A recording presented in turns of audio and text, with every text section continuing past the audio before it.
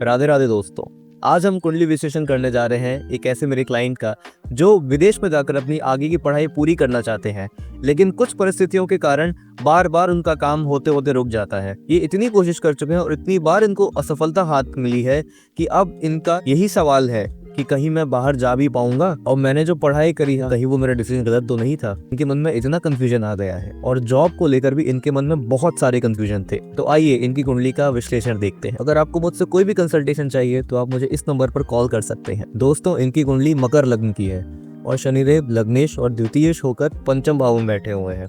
पंचम भाव में बैठकर शनिदेव और भी ज्यादा योग कारक हो गए हैं और इसी के साथ साथ द्वितीयेश पंचम में बैठकर एक धन योग बना रहे हैं। शनिदेव की दशा महादशा में जातक को बहुत ही ज्यादा शुभ फल और बहुत ज्यादा आनंद की अनुभूति होगी और साथ में धन से संबंधित सारे के सारे अफेयर्स में इनको बहुत ज्यादा लाभ प्राप्त हो। तृतीयेश और द्वादशेश होकर गुरु महाराज 6th हाउस में बैठे हुए हैं। एक नेगेटिव प्लेनेट भी है इस कुंडली के हिसाब से, पर जब 6-8-12 का लॉर्ड 6-8-12 में ही हो तो ये विपरीत राजयोग कहलाता है और विपरीत राजयोग में कुछ न कुछ लॉस होने के बाद बहुत ही अच्छे गेन्स मिलते हैं। गुरुदेव बलाबल में भी ठीक है, 24 डिग्री के बैठे हुए हैं और इनकी राशि भी तम राशि में है क्योंकि बुध के साथ इनकी तात्कालिक मैत्री हो रखी है। गुरुदेव इनका कुछ ना कुछ लॉस करवाकर इनको बहुत ज्यादा फायदा देंगे। इसका दूसरा रीजन ये है कि पंचमेश शुक्र षष्ठम भाव में गुरु महाराज के साथ ही बैठे हैं, जिनकी वजह से गुरु महाराज की सारी मैलिफिसिटी वो खत्म हो गई है। चतुर्थेश और एकादशेश मंगल षष्ठम भाव में गुरु और शुक्र के साथ बैठे हुए हैं। अब दोस्तों, अगर 6th हाउस में इनके गौर करें तो गुरु और शनि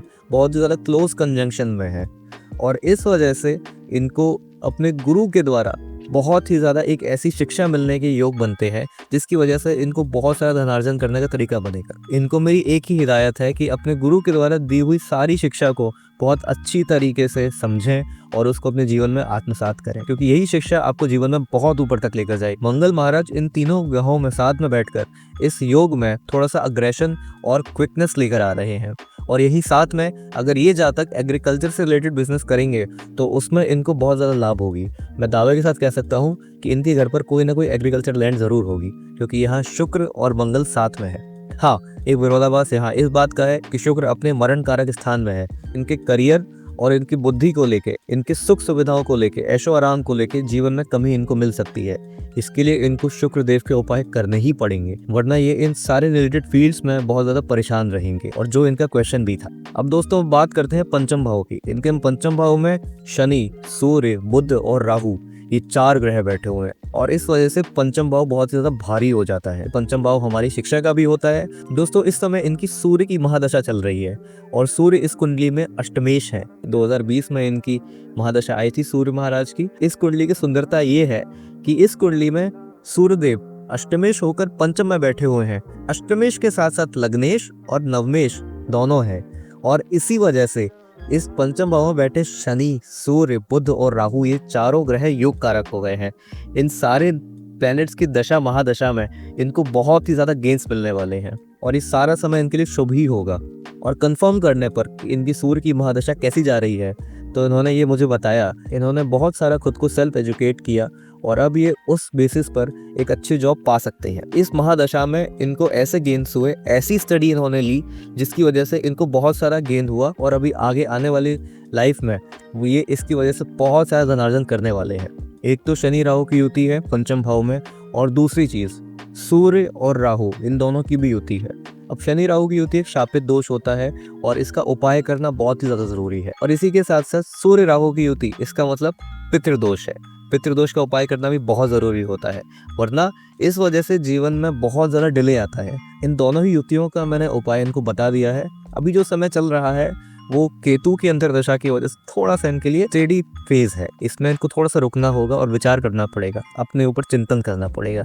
खुशी की बात यह है कि इनके केतु महाराज की अंतर्दशा इसी फरवरी 2025 में खत्म हो जाएगी और उसके बाद शुक्र महाराज की अंतर्दशा चलेगी और उस सिचुएशन में जो कि 6th हाउस में शुक्र महाराज हैं, जो कि पंचमेश भी हैं, इनको हार्डशिप्स का, स्ट्रगल का सामना करना पड़ सकता है। लेकिन यही वो समय है जब इनको जॉब के लिए इनकी अपॉर्चुनिटी खुलेंगी। अब पंचम और दशम का संबंध होने का मतलब ये है कि जो इंसान एजुकेशन लेगा उसी से रिलेटेड वो अपने करियर में भी उसका फायदा उठाएगा और जब पंचमेश और दशमेश षष्ठम भाव में बैठ गए तो इसका मतलब ये है कि ये इंसान उसी से रिलेटेड जॉब भी करेगा।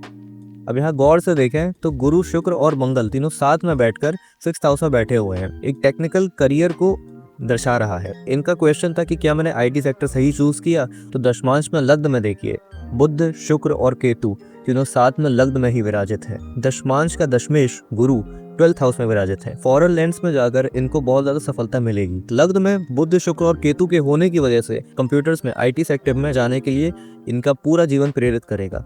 लग्न कुंडली में गुरु, शुक्र और मंगल इन तीनों की युति जो 6th हाउस में बन रही है, इस वजह से ये कंप्यूटर की तरफ जाने के लिए जो हमको छोटा सा आभास मिला था वो कंफर्म हो जाता है। आईटी सेक्टर इनके लिए श्रेष्ठ है और इन्होंने जो डिसीजन लिया था अपनी लाइफ में एजुकेशन का, वो बिल्कुल सही डिसीजन था और ये आगे आने वाले समय में इनको बहुत ही ज्यादा फ्रूटफुल रहेगा। अब दोस्तों सप्तम भाव की बात कर लेते हैं। तो सप्तम भावेश 4th भाव में गए हैं। चंद्रमा 4th हाउस में दिग्बली हो जाते हैं। एक केंद्रेश दूसरे केंद्र में गया है तो इसका भी शुभ फल ही देखने को मिलेगा।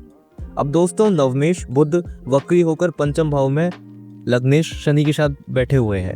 अब इस सिचुएशन में इनकी कुंडली में भगवान कृपा बहुत ज्यादा है। लग्नेश के साथ नवमेश का बैठना बहुत ही ज्यादा इंसान को भाग्यवान बना देता है। भाग्य का साथ इनको जीवन पर्यंत मिलेगा। विरोधाभास इस बात का है कि बुध महाराज एक तो वक्री होकर बैठे हुए हैं और साथ में नवमांश में ये नीच के हैं, जिनका नीच भंग नहीं हो रहा है, लेकिन तब भी भाग्येश तो भाग्येश है, वो अपना फल तो देगा ही देगा। भाग्य थोड़े स्ट्रगल के साथ जरूर काम करेगा, पर करेगा, क्योंकि भाग्येश की दूसरी राशि 6th भाव की है। लेकिन उसकी कोई चिंता वाली बात नहीं, क्योंकि प्रभु जब देते हैं तो वो दिल खोल के देते हैं और उन टेस्ट को क्लियर करके ही तो आप आगे बढ़ते हो। पर ओवरऑल बिगर पिक्चर में इनको बहुत ही ज्यादा भाग्य का साथ मिलने वाला है। दोस्तों एक बात मैं आपको बोलना चाहता हूँ, कोई भी ग्रह अच्छा या बुरा नहीं होता है।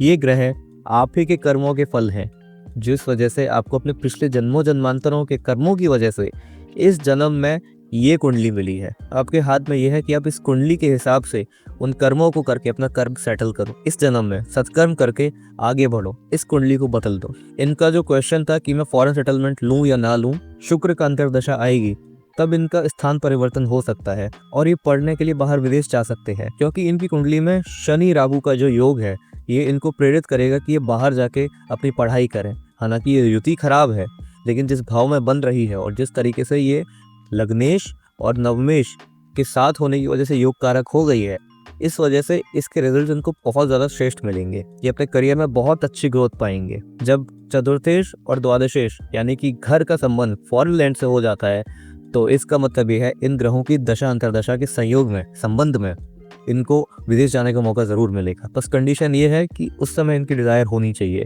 क्योंकि मंगल महाराज चतुर्थेश होने के साथ साथ एकादशेश भी हैं। तो जब तक इनकी इच्छा नहीं होगी तब तक ये फॉरेन सेटलमेंट नहीं पा पाएंगे। अब दोस्तों नवमांश की बात करें तो इसमें लग्न में शुक्र महाराज बैठे हुए हैं, बुध महाराज नीच के होके 10th भाव में बैठे हुए हैं, मंगल महाराज 8th हाउस में उच्च के होके बैठे हुए हैं। बाकी सारे ग्रहों का बलाबल ठीक ही है और ज्यादा कुछ इंप्रूवमेंट्स हुए नहीं है। दोस्तों इनका आखिरी सवाल था कि मेरी मैरिज लाइफ कैसी रहेगी। तो नवमांश के एनालिसिस करते समय अगर आप 7th हाउस को देखेंगे तो 7th हाउस लॉर्ड गुरु 12th हाउस में गए हुए हैं, लेकिन लग्न में शुक्र महाराज जो कि इस कुंडली में पंचमेश भी हैं, वो लग्न में बैठ के अपनी पूर्ण दृष्टि से 7th भाव को देख रहे हैं। और इसी के साथ साथ बुध महाराज जो कि इस कुंडली के लग्नेश हैं, 10वें भाव में बैठकर 4th हाउस को, अपने ही भाव को देख रहे हैं। अब इन दो प्लेसमेंट्स की वजह से पार्टनर होगा वो बहुत ही ज्यादा सुंदर, सुशील और बहुत ही ज्यादा गुणवान होने वाली है। तो बस दोस्तों यही था इस योगों से भरी कुंडली का एनालिसिस। उपाय मैंने इनको सारे बता दिए हैं। बहुत ही ज्यादा अच्छी कुंडली है। उम्मीद करता हूँ आपको पसंद आया होगा। अगर पसंद आए तो वीडियो को लाइक कीजिए और सब्सक्राइब कीजिए चैनल। बाकी मैं आपसे मिलता हूँ अगले एनालिसिस में। राधे राधे।